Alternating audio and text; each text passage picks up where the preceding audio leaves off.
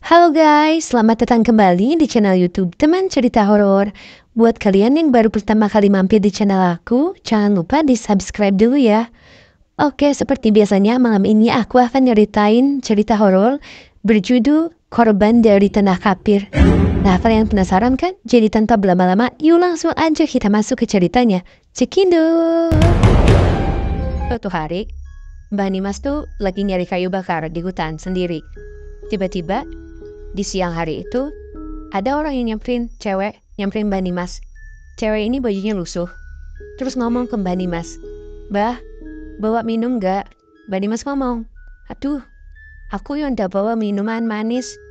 Adanya air putih, panjenengan mau gak?" Panjenengan tuh kamu. Mau, kata si cewek ini. Dikasih, terus Mbak Nimas nanya, "Panjenengan dari mana?"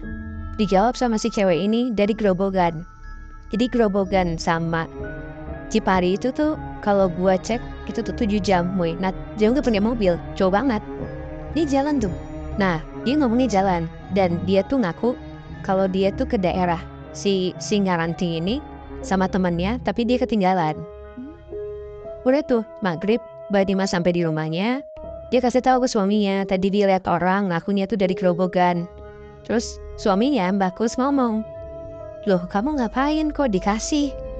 Kamu nggak tahu di belakang tuh angker?" Mbak Dimas jawab, "Loh enggak pak, kita kan sering ke situ." Bagus marah kayak, "Yo kamu udah tahu, kan orang Barat Ijo suka ngebunuh di situ." Yang Mbak Dimas jawab lagi, "Loh ya masa sih pak, kan masih siang, nggak mungkin itu orang-orang PKI yang udah mati gitu kan." Udah tuh dari situ Bagus bilang ya udahlah. Nah malamnya sekitar jam 9 jam 10-an, rumah mereka tuh diketok. Mbak Dimas buka pintu, ternyata yang ngetok itu cewek yang tadi siang, yang datang Mbak Dimas di hutan. Dia kenalin diri, namanya Ratih. "Saya Ratih mbah, yang tadi siang mbah kasih minum." Ditanya sama Mbak Dimas, "Panjenengan ngapain kesini?" Si Ratih nih ngomong, "Aku ndak tahu mbah, mau tidur di mana." Dan tiba-tiba Mbah Kuswan tuh ikut keluar ke depan pintu. Diliatin tuh si cewek ini sama Mbak Kuswan dari atas sampai bawah. Mbak Kuswan nanya ke si cewek ini, "Ngapain kamu kesini? Kamu ndak bisa tidur di sini." Si Mbak Nimas bingung, "Loh ya kenapa?" Terus si Mbak Kuswan megang tangan istrinya dibawa ke dalam. Nah, Mbak Kuswan ngomong, "Kamu udah lihat itu siapa?" "Itu PKI." Yang maksudnya korban-korban PKI gitu. Terus Mbak Nimas nanya, "Loh ya masa PKI pak? Itu orang biasa loh."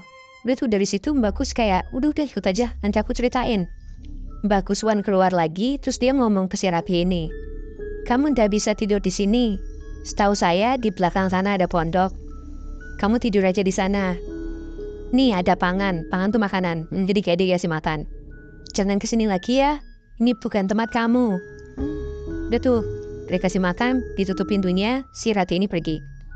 Udah masuk ke dalam, dijelasin tuh sama Kuswan ke istrinya. Dan menurut keterangan Kuswan, si cewek ini, si Rati, itu tuh Kuswan ngeliat kalau kakinya hancur, Nat, Moy. Hancurnya tuh bukan dalam artian korengan ada dagingnya gitu ya. Tapi jari-jarinya si Rati ini udah pada putus. Terus tulang telapak kakinya tuh keluar kayak dagingnya udah pada lepas. Nah itu Kuswan yang ngeliat. Ya si Nimas tuh nggak ngeh gitu loh ngeliat kakinya.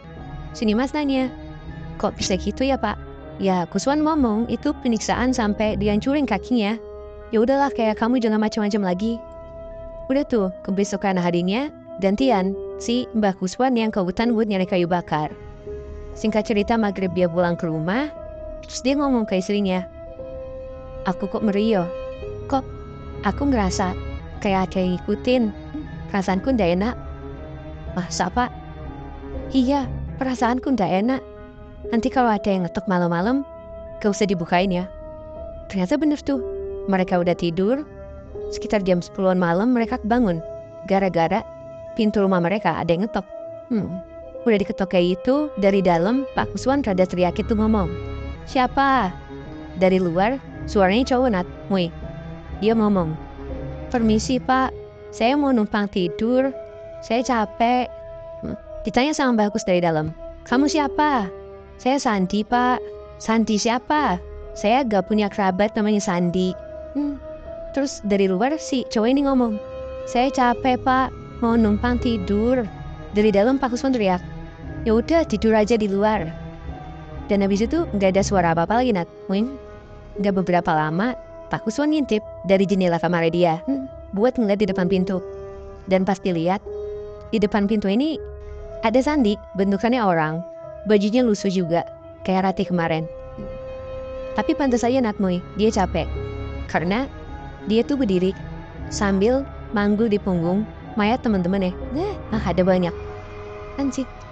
Tapi untungnya di pagi harinya udah pada nggak ada tuh si makhluk-makhluk ini. Itu setan deh. Iya Moy, bener. Anjing. Dan sampai di malam ketiga pun muncul juga nih arwah-arwah korban yang ngetok pintu rumahnya Mbak Kuswan sama Mbak Nimas. Mbak Nimas nanya ke suaminya, "Ini gimana ya Pak? Masa iya kita tiap malam tuh disamperin terus? Aku juga nggak tahan." Bagus ngomong, "Ya kalau nggak mau kayak gini terus, kita harus ngelakuin sesuatu. Suka nggak suka, mau nggak mau, kita harus datengin ke lokasinya. Kita mekar, kita ziarah, minta biar kita nggak digangguin terus." Tapi ngeri ya Pak. Kalau kita ke sana kan nanti kita disangka keluarga mereka. Nah Pak Kuswan bilang, "Yo, makanya kita gak bisa ke sana siang. Kita harus malam-malam." "Kapan Pak?" kata istrinya. "Udah kita coba aja malam Jumat ini ke sana." "Pan Pak?" kata istrinya. "Udah kita coba aja malam Jumat ini ke sana." "Perlu ya tapi malam Jumat ini kan malam Jumat Kliwon Pak." Ya kata Mbak Kus, "Yo nggak apa-apa kan kita berdua." "Ya udah, apa nih yang harus disiapin?" kata istrinya gitu kan. Akhirnya mereka tuh nyiapin kue-kue pasar, ayam ingkung sama kembang-kembang. Ayam ingkung tau gak sih lo? Enggak. Ya kayak ayam yang udah dibumbuin terus dimasak gitu. Ya intinya satu ekor ayam gitulah. Emang buat apa gitu? Kalau menurut Mbak Kus itu kayak semacam sesajen atau persembahan buat mereka lah.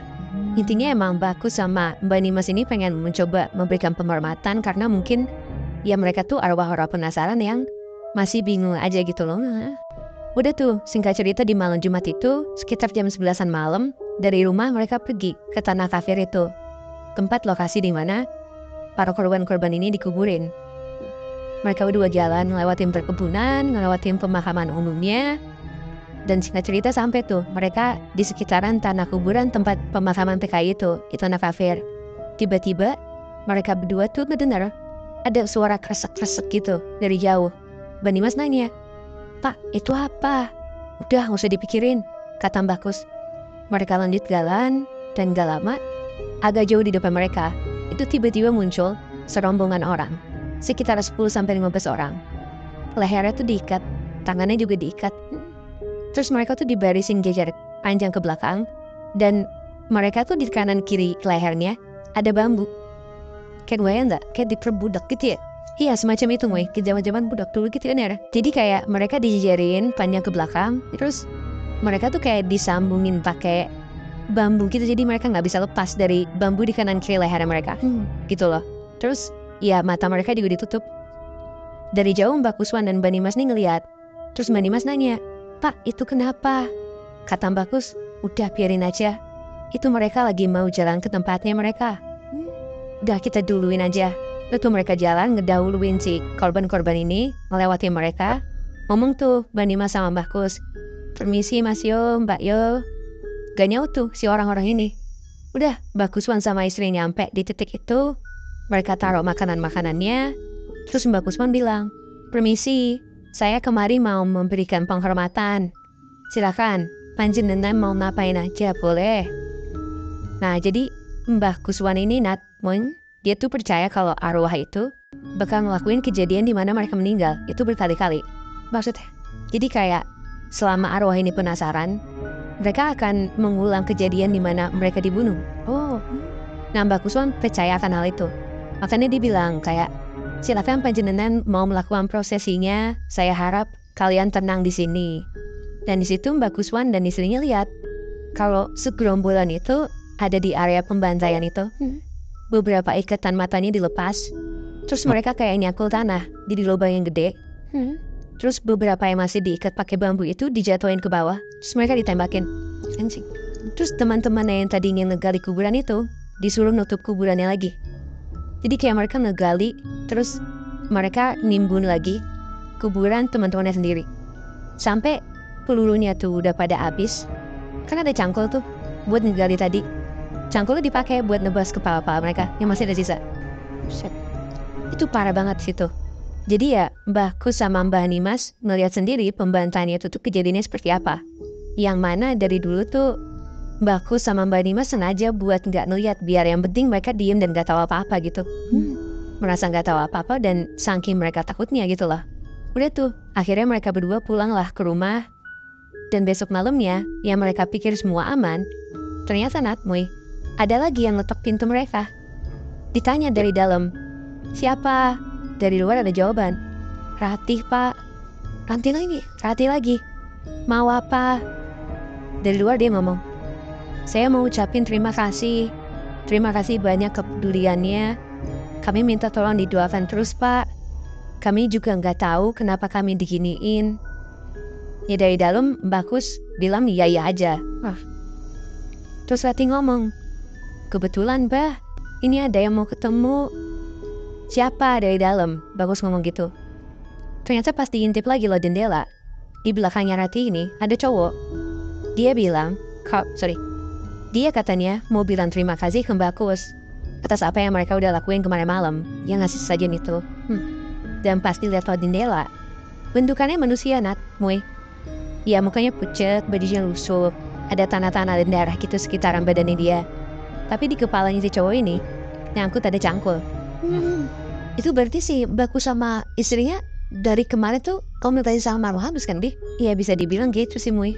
Terus yang dia lihat reka ulang kejadian yang pembantaian di kuburan itu juga Marwah juga kan? Betul. Karena ya itu korban-korban pembantaian di 1965 dan bertahun-tahun setelahnya pembantaian anggota-anggota itu. Anjing dia ngeliat pakai mata kepala mereka sendiri berarti. Betul.